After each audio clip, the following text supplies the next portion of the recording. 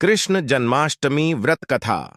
नारद जी बोले, देवदेव जगदीर, भक्तों को अभयदान देने वाले महादेव, सुझ पर कृपा करके कोई दूसरा व्रत बताइए। महादेव जी ने कहा, पूर्व काल में हरिश्चंद्र नायक एक चक्रवर्ती राजा हो गए हैं।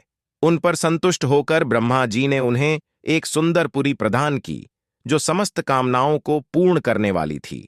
उसमें रहकर राजा हरिश्चंद्र 7 द्वीपों से युक्त वसुंधरा का धर्मपूर्वक पालना करते थे। प्रजा को वे औरस पुत्र की भांति मानते थे। राजा के पास धन धान्य की अधिकता थी।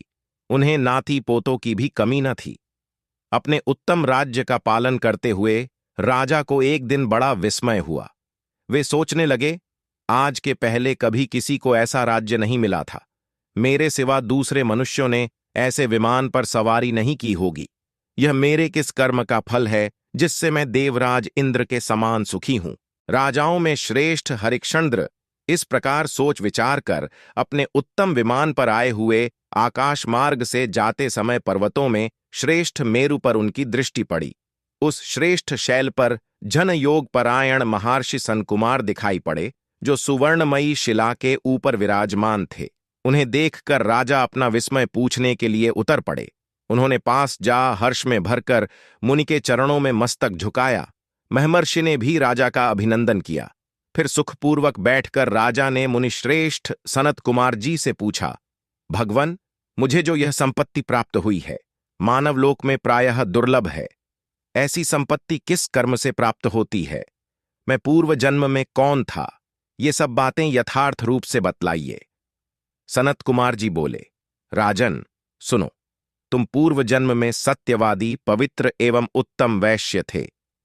तुमने अपना काम धाम छोड़ दिया था, इसलिए बंधु बांधवों ने तुम्हारा परित्याग कर दिया। तुम्हारे पास जीविका का कोई साधन नहीं रह गया था, इसलिए तुम स्वजनों को छोड़कर चल दिए। स्वी ने ही तुम्हारा साथ दिया। एक समय तुम दोनों किसी घने जंगल में जा पहुंचे। वहां एक पोखर में कमल खिले हुए थे। उन्हें स्वजनों को छोड़कर चल दिए। सी ने ही तुम्हारा साथ दिया। एक समय तुम दोनों किसी बने जंगल में जा पहुंचे। वहां एक पोबारे में कमल खिले हुए थे। उन्हें देखकर तुम दोनों के मन में यह विचार उठा कि हम यहां से कमल ले लें। कमल लेकर तुम दोनों एक एक पग भूमि लांघते हुए शुभ एवं पुण्यमयी वाराणसी पुरी में पहुंचे। वहां तुम लोग कमल बेचने लगे, किंतु कोई भी उन्हें खरीदता नहीं था। वहीं खड़े खड़े तुम्हारे कानों में बाजे की आवाज सुनाई पड़ी। फिर तुम उसी ओर चल दिए। वहां काशी के विख्यात राजा इंद्रद्युम्न की सती साध्वी कन्या चंद्रावती ने, जो बड़ी सौभाग्यशालिनी थी, जयंती नामक जन्माष्टमी का शुभ कारक व्रत किया था। उस स्थान पर तुम बड़े हर्ष के साथ गए। वहां पहुंचने पर तुम्हारा चित्त संतुष्ट हो गया। तुमने वहां भगवान के पूजन का विधान देखा। कलश के ऊपर श्रीहरि की स्थापना करके उनकी पूजा हो रही थी। विशेष समारोह के साथ भगवान का पूजन किया गया था। भिन्न भिन्न पुष्पों से उनका श्रृंगार हुआ था।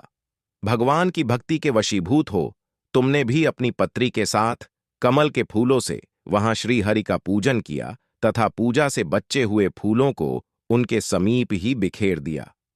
तुमने भगवान को पुष्पमय कर दिया।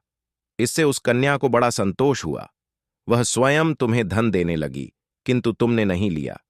तब राजकुमारी ने तुम्हें भोजन के लिए निमंत्रित किया, किंतु उस समय तुमने न तो भोजन स्वीकार किया और न धन ही लिया। यही पुण्य तुमने पिछले जन्म में उपार्जित किया था। फिर अपने कर्म के अनुसार तुम्हारी मृत्यु हो गई। उसी महान पुण्य के प्रभाव से तुम्हें विमान मिला है।